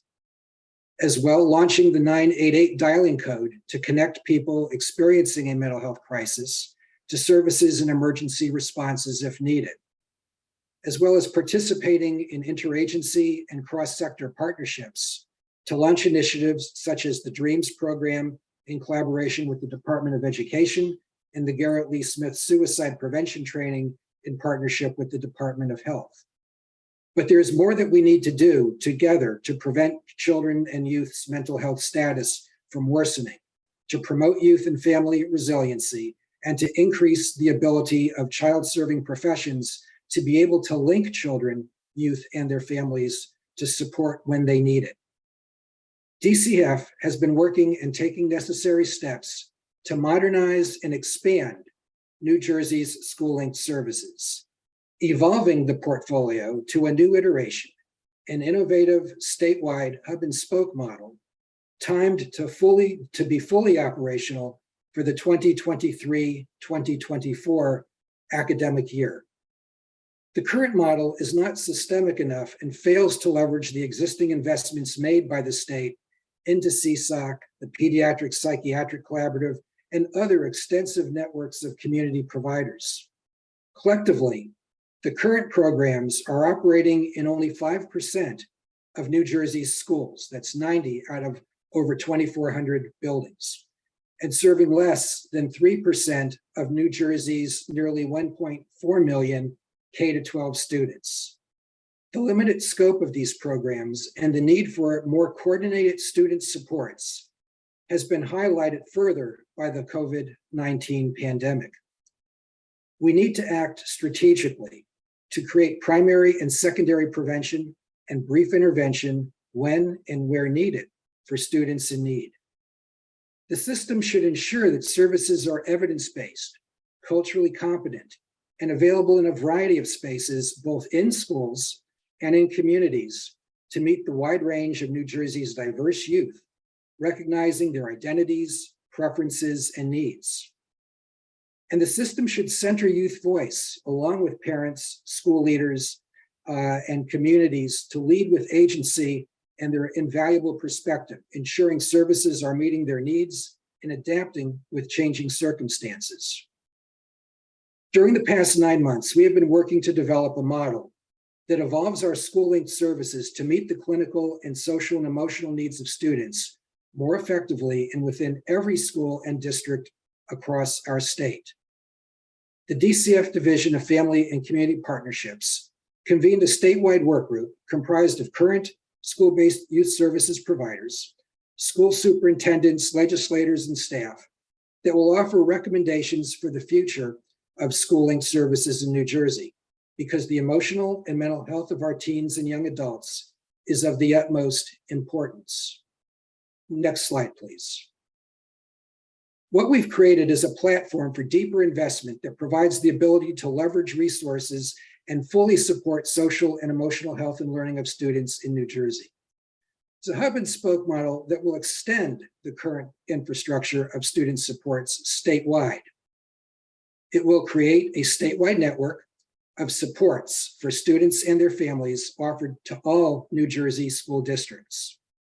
It recognizes the whole family, in addition to the individual student, as the focus of support and to increase academic achievement, as well as emotional safety and well-being. It provides a standard set of supports and services with local adaptations that leverage the best approaches the field has to offer, so that no matter where a New Jersey student lives, they can be assured of accessing a core set of high-quality services and programming. It involves communities in the design and implementation and integrates programming within the communities with schools at the center of a broader network of available services and supports for students. It intentionally integrates with existing statewide and community-based services and supports for school-aged youth to maximize public funding and avoid duplication of services. The hubs in this hub and spoke model will employ key staff, including a hub director, assistant director, support staff, prevention consultants, and mental health counselors, to provide universal resources and targeted support aimed at promoting positive mental health, teaching and strengthening social, emotional, and behavioral skills, and supporting a positive school climate and staff well-being. Each hub will be implemented by social service agencies, selected through a competitive RFP process, either singly or in partnership with other social service agencies. and social service agencies that currently provide schooling services will be eligible to apply to be a hub. Each hub will be guided by an advisory council comprised of a community and civic leaders, parents and youth representatives, school leaders, and others. In this way, the hub will be able to create and deliver programming that best meets the needs of their community and does not replicate, but rather leverages existing community resources. DCF will work with statewide network hubs to deploy training and facilitate connections to other areas of the statewide youth mental health infrastructure. For example, to the pediatric psychiatric collaboratives, the children's system of care, and the children's interagency coordinating councils. The primary focus will be on prevention, programs designed to prevent or delay the onset of alcohol and drug use, increasing student and teacher knowledge and awareness of depression and suicide and how to seek help, focusing on building positive peer relationships and providing evidence-based interventions to reduce bullying and violence, providing evidence-based pregnancy prevention program and other prevention-focused areas of need. Overall, these programs are guided by a risk and protective factors model, wherein program goals are aligned with increasing positive connections of students to family, school, and community. Hubs will deliver a variety of supports and programming to the schools in their region based on needs. Hubs will provide general supports like relevant information and resources to all school communities in their service area. Both schools and individual families can opt into things like distribution lists managed by the hub. This will help to standardize methods of pushing out time-sensitive information about new community supports, psychoeducational materials about relevant youth mental health issues, and the like. This takes the burden to create or disseminate those materials off of the school and instead tasks a dedicated support network in organizing and managing the flow of information to students and families. Schools, the data shows, are serving a larger portion of students with higher levels of need based upon a set of school and community indices that will be shared with school districts and included in the hub RFP. Will be invited to apply for more intensive supports for their students, such as evidence-based prevention programming and even screening, brief intervention, and treatment. These schools will be able to select from a menu of well-defined programs that they feel will best meet the needs of their students. Next slide, please. While hubs provide the expertise and staffing, the spokes are the sites where programming will be delivered. This includes programming offered within schools, but goes further. The hubs have the ability to increase student reach through utilizing additional spaces in the community, such as family success centers, community centers, libraries, or other locations that are accessible and conducive to the programming offered. It also includes community services to which students or their parents and caregivers may be referred. This is an important point. As the Surgeon General's report rightly pointed out, there is often stigma associated with youth naming their mental health needs or seeking help for it. By working with trusted community partners, hubs will be able to collaborate to develop networks of support in places most accessible and acceptable to students. The governor is looking forward to investing significantly to ensure this programming is robust and the system can meet the needs of New Jersey students. He is dedicating $8.5 million of American Recovery programming set aside to support hub establishment this fiscal year, and will look to include significant additional funding in his fiscal year 24 proposed budget to ensure the sustainability of a statewide network. These investments will build upon the $6.5 million of ARP that was allocated in the FY23 budget, which will support the development of a statewide technological infrastructure to support the hubs and will allow DCF to hire a consultant to help identify federal funding opportunities to leverage federal funds and reduce costs to the state while further ensuring long-term sustainability. The transition to this hub and spoke model will include sunsetting current school-based youth service programs at the end of the fiscal year 23 and transitioning services to the broader hubs and spokes. DCF will work with existing providers to ensure that students see continuity of services. There is not a way to scale the existing school-based youth services model to statewide reach. There are not enough providers and the mental health professionals to be able to reach every school district. The current programming does not have consistency or guaranteed prevention and mental health components and would just be too cost prohibitive. Next slide, please. Now, since we began talking about this effort, we've heard a lot of myths that have popped up in discussion and in communications to the department. And so let's just talk a little bit about those myths. Hubs are not where services are being provided to students. Hubs are where professionals reside. It may be a physical location, it may be virtual, but the services continue to be available in schools. And added to that, in communities where students will find greater accessibility. In-school services will continue, but they will be statewide and not limited to the existing 90 programs. And as I already mentioned, the current school-based youth services system model is not scalable, while our NJ4S model is. It would cost over $1 billion to have building-based programs across the state and no ability to staff them all. So we think that we have a reasonable approach that will reach many more students in an organized way.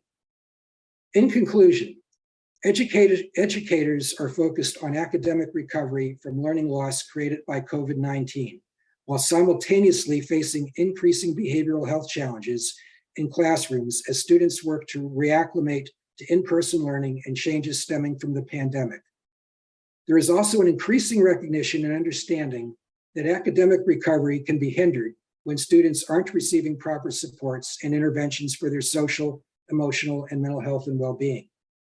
DCF is focused on youth mental health and well-being and creating a framework to allow all New Jersey residents to be safe, healthy, and connected. This evolution of school-linked services is a sustainable statewide partnership that will leverage existing services, which allows both academic and emotional safety goals to be met. It will ensure that students across New Jersey have access to a suite of evidence-based services that will help them develop socially, emotionally, and academically. This new model will continually incorporate youth voice, as well as input from parents, communities, and other stakeholders already engaged in supporting youth mental health. I'd encourage you to take a look at our website. We have a concept paper that has been put out for comment. We would love to hear your comments. We'd like to make certain that this approach meets with wild and crazy success. Our students deserve nothing less. Thank you very much. Thank you. And it looks like we're 2 minutes before noon, so I could still say good morning, everyone. And I'm very honored and excited to present to you all on behalf of Florence Rosine in the Office of Diversity, Equity, and Belonging, and share some of our progress and updates since last year's forum. I'll be covering updates from the Race Equity Steering Committee, our work with Joyce James Consulting, and her groundwater analysis sessions. And finally, I'll present to you a brief glimpse into DEB's vision, strategic goals, and next steps. Next slide. First, you may have noticed that we changed our name since last year from Diversity, Equity, and Inclusion to Diversity, Equity, and Belonging. Why did we do that? Well, this is to highlight our vision and mission to do more than include historically marginalized and oppressed staff and families in our change efforts, but to foster true belonging in which all of our staff and all of the children and families that we serve have a feeling of connectedness and an experience of feeling accepted, respected, valued, and able to be their best and most authentic selves. Next slide, please. Before I get into our successes and progress of this year, just wanted to share a few data slides that provides context and grounding to our work. And this first slide you may have seen this last year if you attended, but it's the family separation trends, out of home trends for both CP&P entries as well as children's system of care. And you see that the trend lines continued downward this from 2020 to 2021. Overall, there's been close to a 60% decrease in family separations and a 31% decrease in CSOC placements. Next slide.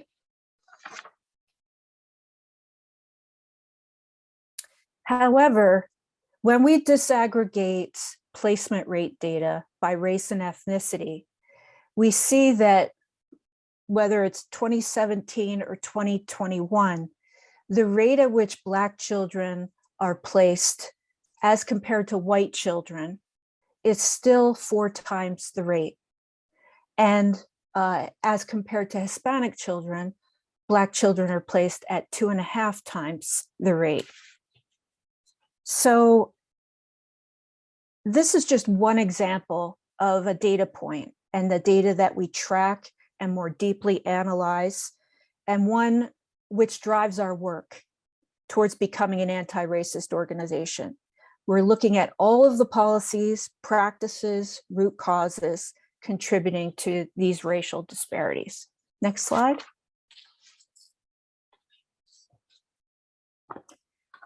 If you attended last year, you were introduced to Miss Joyce James and briefed on the groundwater analysis model. And Joyce, as you may or may not know, is a nationally recognized child welfare and race equity expert for the past 40 years. She was an integral leader in the Texas system and made tremendous strides in organizational change and systems change there. So Joyce began her work as part of phase 3 in our training program.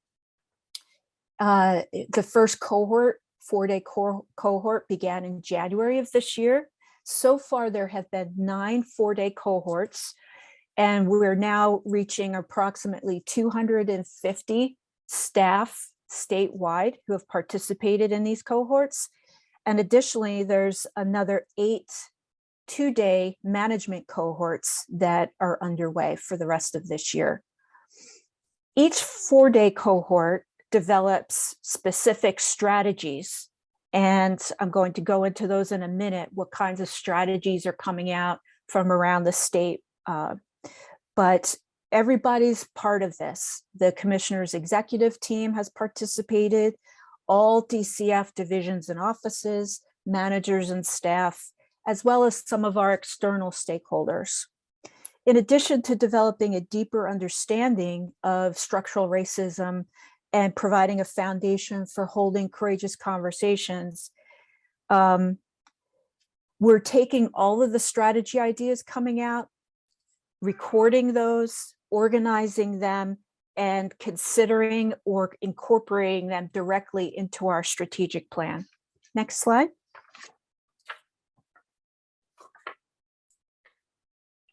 This shows the 9 overall buckets or strategy categories coming out of Joyce's sessions: communications, contracts, allocation of resources and prevention services, culture, just transforming our culture from the inside through courageous conversations and safe spaces, additional data points for us to look at, such as family preservation services and mandated reporter data, family and community voice, including resource families, looking at data in that realm, and also recruiting more diverse resource families, looking at our human resources department, conducting a culture climate survey, And all of our policies and procedures around hiring, recruitment, advancement, discipline, pay equity. Policy and practice, we continue to look at all of our policies and practices, including how to incorporate a race equity lens into case practice models like solution-based casework. Our training, we have a ton of training ideas from the groundwater sessions, and enhancing systems collaboration. Next slide, please.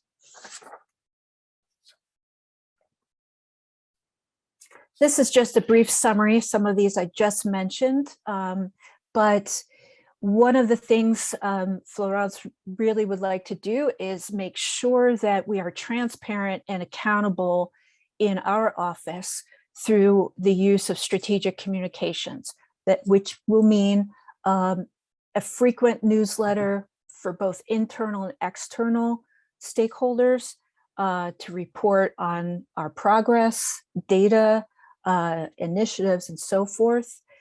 Many of these I've mentioned.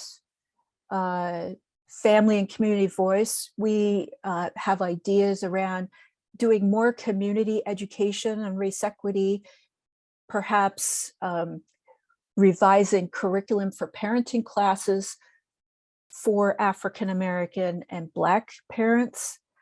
Let's see what else here. Incorporating racialized trauma into our case practice models, and in the realm of policy, making sure that we have an evaluation tool so that we're systematically going through our policies and practices and leaving no stone unturned. Next slide, please.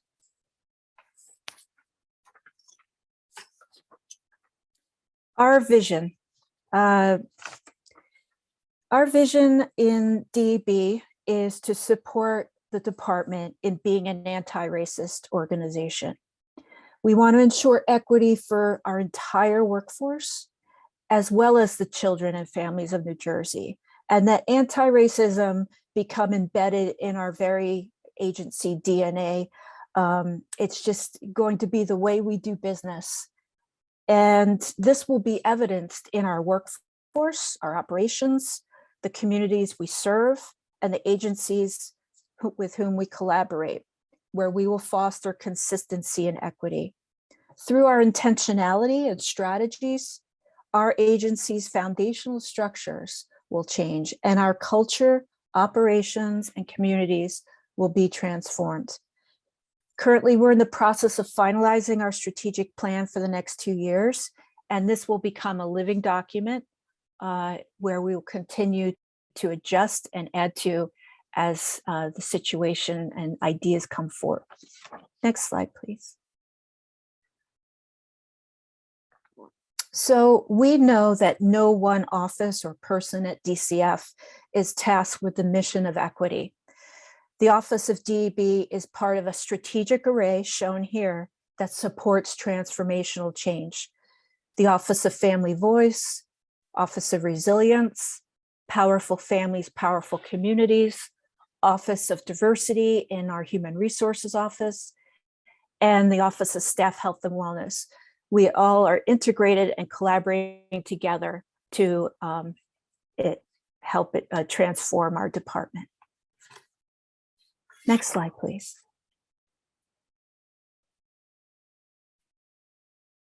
Our race equity steering committees continue to be hard at work. These 5 subcommittees, in addition to our communications subcommittee, not shown here, have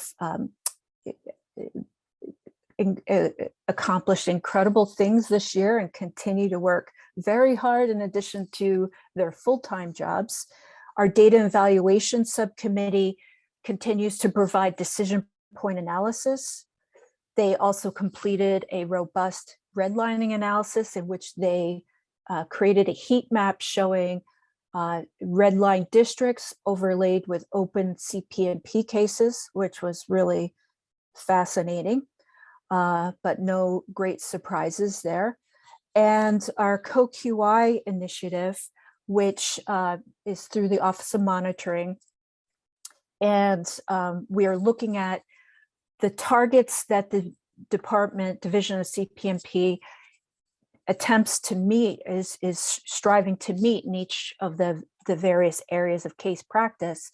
But we're disaggregating that by race to look at, if we meet a target at 80%, is it all families? Is it all people who are meeting that target?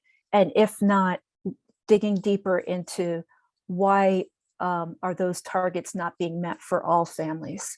Policy and Practice Committee has been working on inequities caused by child support, and especially for families whose children are in foster care, and creating an expungement process for families who are in arrears.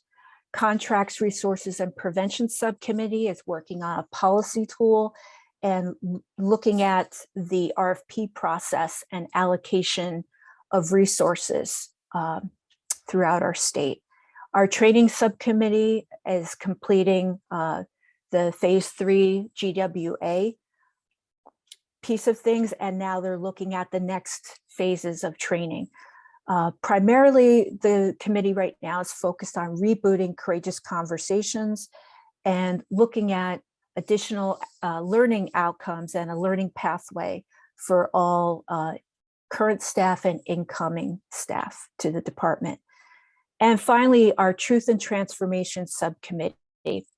This committee provided a proposal to Commissioner Beyer this summer, and it was accepted to implement a Truth and Reconciliation Commission in partnership with the Powerful Families, Powerful Communities in our state.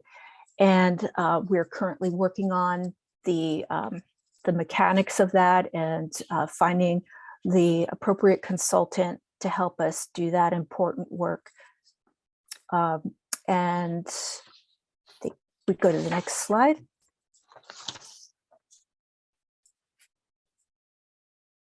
Next steps for our office, we want to hit the ground running in January 2023, this January, to really start moving on a lot of our key strategic goals in DEB. To do that, we are needing to finalize our strategic plan and our staffing model, then onboard our staff by December, and meanwhile, build the capacity of all of our subcommittees so that we can carry out the vision. Next slide.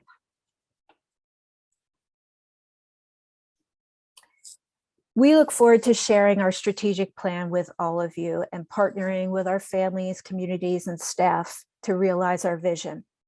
Thank you so much for all that you do for the children and families of New Jersey. And please reach out to Florence and I if you have any questions or if you'd like any additional information.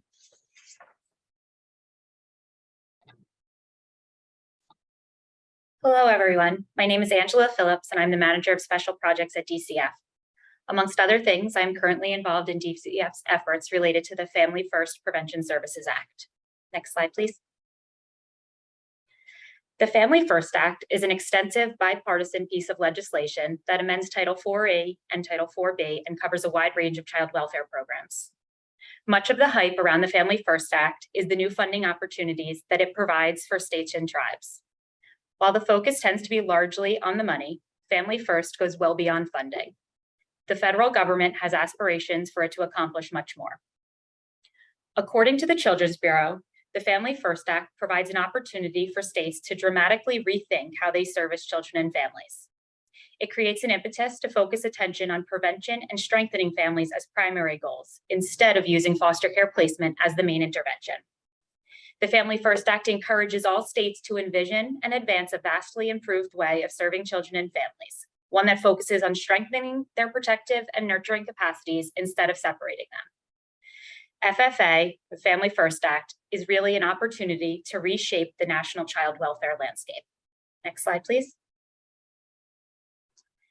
As the legislators were crafting the Family First Act, they were largely looking at national data and trends regarding foster care placement. Whereas in New Jersey, the number of children in foster care has consistently decreased in recent years, the national trend was an overall increase in children in placement. With that in mind, legislators aimed to change the inflexible funding structure of Title IV-A and realign it with best practices. Under Title IV-A, the majority of federal funding only became available when a child was removed from his or her home and placed into foster care. The consensus among child welfare professionals, however, was that families needed to be strengthened up front. Services needed to be provided before a child required placement outside of the home. In addition, through the Family First Act, legislators hope to address the over-reliance on congregate care across the nation and to reduce the negative outcomes associated with that care. Through Family First, the federal government seeks to provide states with supplemental strategies to avoid removing children from their family unit and to seek placement in a family setting when removal is unavoidable. The new funding available through Family First is there to effectuate or get movement towards these goals. The key provisions of the Family First Act can be broken down into 3 categories. First, Family First provides states with the ability to claim Title IV-E funds for increased and improved prevention services, meaning services that prevent a child from being removed from his or her family and being placed into foster care. As I mentioned earlier, pre-Family First, states were only able to claim funds when a child had already entered foster care. Now, through Family First, funding is available before a family gets to the point of requiring that out-of-home placement. DCF's work related to prevention services is currently in progress, and I'll go into more detail about that work on the next slide. The Family First Act also includes provisions to encourage states to utilize appropriate placements. The Family First Act outlines provisions that limit states from claiming IV-E funds for youth in congregate care setting. This does not mean that child protection agencies can never place youth in these settings. Instead, it means that states are limited in their ability to claim IV-E funds when youth are placed in certain congregate care settings. DCF reviewed and implemented changes related to these provisions. The required changes were minimal for 2 reasons. 1, New Jersey's use of congregate care is already limited. And 2, DCF has the Children's System of Care, which already has in place many of the checks and balances required by the Family First Act. The third category within the Family First Act is really a catch-all category of provisions with a common theme. These provisions all promote the safety, permanency, and well-being of children. DCF reviewed these provisions and has taken steps where necessary. For example, DCF ensured that our resource home standards comport with the model foster home licensing standards. Other provisions in this category take place in the future. For example, requiring an electronic interstate case processing system by the year 2027. Next slide, please. As I mentioned on the previous slide, the Family First Act provides opportunities to fund increased and improved prevention services. Even before the Family First Act, DCF had developed an extensive prevention portfolio that drew national attention. As some examples of what's included within this portfolio, DCF has the Children's System of Care. DCF offers 3 evidence-based home visiting models across the 21 counties. DCF has 57 family success centers located throughout the state. And we have a number of successful prevention programs that we offer, including keeping families together. The Family First Act provides DCF with 2 further opportunities. 1, to bring in revenues on some of these existing services, which then can be reinvested into new programs and services. And 2, to revisit our prevention portfolio to ensure that it meets the needs of New Jersey's and children and families. We began our work related to Family First prevention services prior to the pandemic, then put that work on hold while we addressed the immediate needs of the pandemic. Over the past year, we've really picked this work back up, and DCF intends to submit a federal prevention plan by the end of 2022. We have undertaken a number of exercises to determine what FFA could allow us to do with our prevention portfolio. We looked at various needs assessments, surveyed providers, participated in listening tours, heard from families, and more to determine what the service needs are and who those services are needed for. Simultaneously, we have been working internally to identify gaps in our service array and to determine how to best fill some of those gaps and address service needs. We have been exploring our ability to infuse evidence-based practices into existing services. Through these exercises, we have found that FFA does provide us with exciting opportunities for increased and improved prevention services. As one example, we plan to strengthen various service lines through the incorporation of skill sets in motivational interviewing, one of the services on Family First Prevention Services Clearinghouse. Over the next couple of months, we will finalize our plan and submit it to the Children's Bureau for their review and hopefully approval. And I'm hopeful that at a future forum, I will be able to come back and tell you about the services that we ultimately included in that finalized plan and how we plan to implement them. Thank you. Okay, everyone. So now we're at the wrap up. I really just want to thank everyone for attending today's virtual forum. I know it's really hard to be on Zoom sitting in front of your computer for a few hours, but I hope that the information that we shared was helpful to all of you. You know, while we have these meetings twice a year, it really, I think, is an opportunity for us to be able to communicate more broadly about our achievements and goals. And before we close, I just want to give a brief update about an area that reflects one of our greatest accomplishments at DCF. As I mentioned in my earlier presentation, in 1999, the Charlie and Nadine H. versus Whitman lawsuit kicked off New Jersey's child welfare reform efforts and was a pivotal moment in our history. The state was failing to meet its responsibility to the children in our care. Despite our best efforts, the plaintiffs were right. In 2003, we settled with the plaintiff in this matter and developed an agreement that would guide our next steps over the past 20 years. That agreement was modified in 2006 in a phased-in approach to reform, and again in 2015 to recognize the advances we made up to that point. Day by day, month by month, and year by year, under 4 commissioners, progress was made. Metrics were met, and most importantly, families were being served in a way that strengthened and empowered them. Now, nearly 20 years after the initial consent decree was ratified, we were able to announce a phased transition from federal oversight, in which we will take steps to ensure ongoing review and monitoring of quality benchmarks for our system, and one in which we will work with families to co-design a future. It outlines priority provisions for the state to continue moving forward, including a reduction in children removed from their homes, increasing kinship placements, engaging family voice, and maintaining a public database. In July, we had our last monitoring hearing, and our final monitor's report is expected this month. We are on track to have a fairness hearing in late December, which will signal the end of federal oversight. From January through June 2023, the monitor will continue to work with DCF to review data and quality measures. An integral piece of the exit agreement is the passage of legislation, Assembly Bill 3707 and Senate Bill 2395, sponsored by the Assembly Speaker and Senate President, that identifies strengthening the Staffing and Oversight Review Subcommittee of the New Jersey Task Force on Child Abuse and Neglect to review the department's performance in key areas as listed in the exit agreement. The bills will strengthen our system's ability to monitor and maneuver around changes in our system to ensure that we have independent as well as internal surveillance to make data-informed decisions for our work.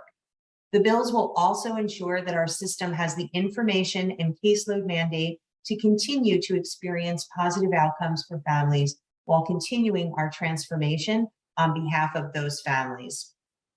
Together with the help from significant partners like Seal and Mary at ACNJ, as well as leadership from the court-appointed special advocates, the bill is making its way through the legislature.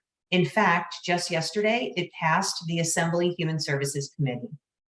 To keep pace with the provisions of the exit agreement, we're working hard to get the bill on the governor's desk by the end of the month or early November. Many of the organizations and agencies participating in today's forum have been following along these last 20 plus years and seen firsthand the incredible strides DCF has made in becoming a family and child serving department. It's a testament to the hard work of my predecessors in the role of commissioner, each one of whom built upon the success of the previous administration to continue the reform momentum in order to get us to today's transformed state. And it's an acknowledgement of Governor Murphy's and this legislature's strong commitment to a vibrant, well-resourced, and well-administered Department of Children and Families.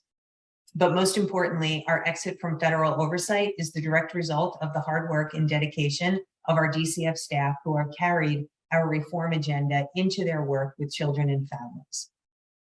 So thank you again for your interest and attention today. I want to thank our DCF partners, DCF staff who participated and presented, and our partners at ACNJ, And I don't think we have time for questions. I think we're gonna ask that if anyone has questions to please go ahead and either put them in the chat.